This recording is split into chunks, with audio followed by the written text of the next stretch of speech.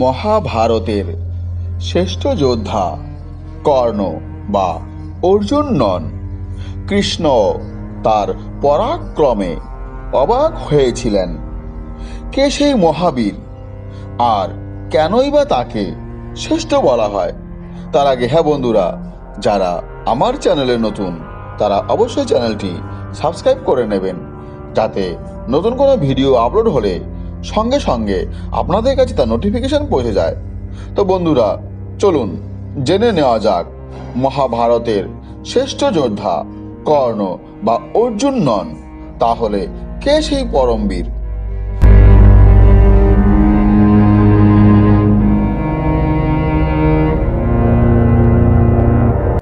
মহাভারতের শ্রেষ্ঠ যোদ্ধাকে তা নিয়ে বিতর্ক চিরকালীন। কেউ বলেন সর্বশ্রেষ্ঠ যোদ্ধা হলেন অর্জুন, তো কেউ বলেন কর্ণ, আবার কেউ বলেন ভীষ্ম। কিন্তু তারা ছাড়াও এমন এক যোদ্ধা মহাভারতের যুগে ছিলেন যাকে শ্রেষ্ঠ মানা হয়। তার ক্ষমতাও ছিল অসীম।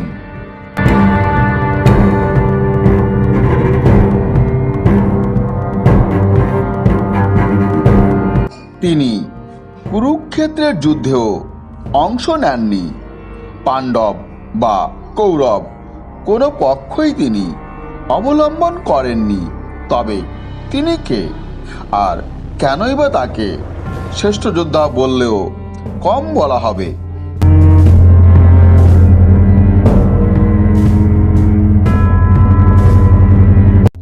আর তিনি হলেন বার্বারিক।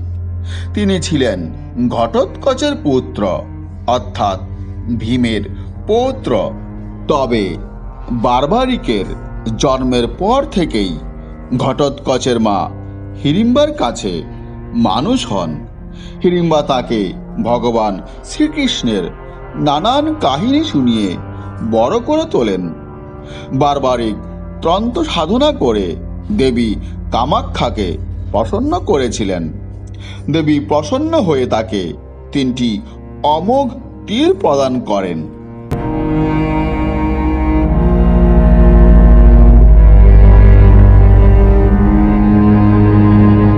সে 3টি তীর ছিল এমন এক তীর যা সাহায্যে যে কোনো যুদ্ধের পরিসমাপ্তি ঘটত নিমেষেই।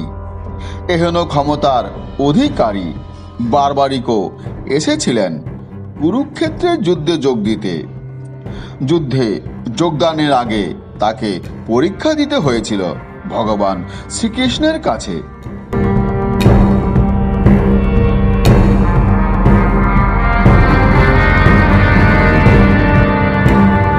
শ্রীকৃষ্ণ ব্রাহ্মণ বেশে তাকে পরীক্ষা করতে আসেন।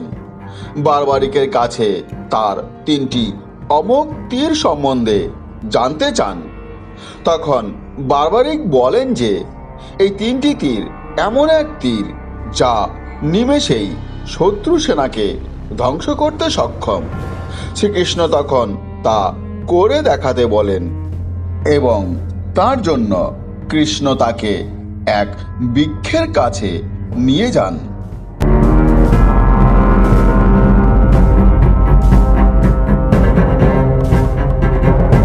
এরপর কৃষ্ণ তাকে বলেন এই বৃক্ষের সমস্ত শুকনো পাতাকে নিশানা করতে। সেই মতো বার্বারিক বলেন, আমি 3টি তীর ছুঁড়ব।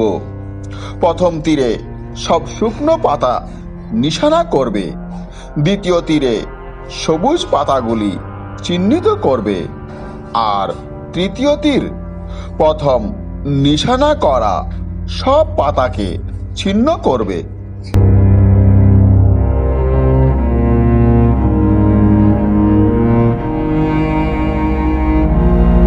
বার্বারিক যখন প্রথম তীর ছুঁড়লেন, তখন কৃষ্ণ ইচ্ছা করেই একটি শুকনো ঝরা পাতা নিজের পায়ের তলায় চেপে রাখলেন।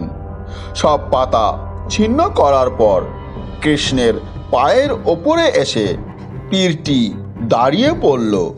বার্বারিক এই ঘটনায় বিস্মিত হলেন তখন বারবারিক বলেন, হে মহাত্মা, আমি বুঝেছি আপনি ভগবান শ্রীকৃষ্ণ। আপনার পা সরিয়ে নিন। পায়ের তলায় পাতা ছিন্ন করতে উদ্ধত এতির।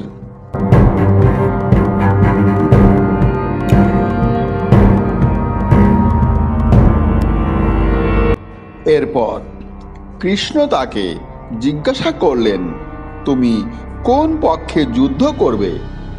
বারবারিক বলেন, আমি সেই পক্ষেই যুদ্ধ করব যে পক্ষ দুর্বল। আমি মাতাকে কথা দিয়েছি যে সদা দুর্বলেরই পক্ষ নেব। কিন্তু যুদ্ধক্ষেত্রে তোমার মতো পরাক্রমী থাকলে তো অপর পক্ষ দুর্বল হয়ে পড়বে। তখন তুমি কি করবে?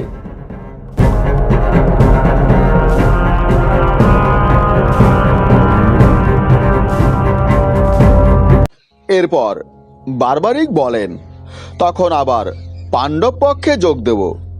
কিন্তু এভাবে যুদ্ধ করলে তুমি ছাড়া তো কেউই জীবিত থাকবে না। তখন বারবারিক বললেন, তবে উপায় কি? কৃষ্ণ তখন বলেন, তোমায় যুদ্ধই করা চলবে না। এই অবস্থায় বারবারিক বলেন, তাহলে যোদ্ধা হয়ে আমার লাভই বা কি? তাই হে কৃষ্ণ, আমি স্থির করেছি যে আমি প্রাণ বিসর্জন দিতে চাই।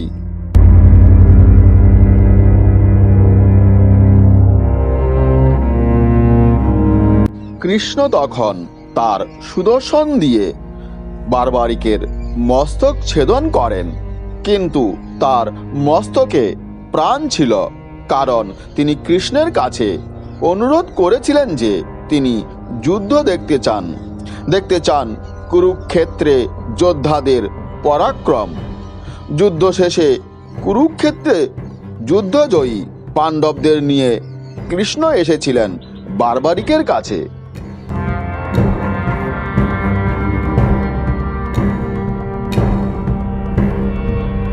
বারবারিককে প্রশ্ন করা হয়েছিল, তিনি কার পরাক্রম দেখলেন এই যুদ্ধে? বারবারিক বলেন, আমি শুধু একজনকেই দেখেছি এই যুদ্ধে। তিনিই পরাক্রম দেখিয়েছেন, বাকিরা কিছুই করেননি। তিনি হলেন ভগবান শ্রীকৃষ্ণ।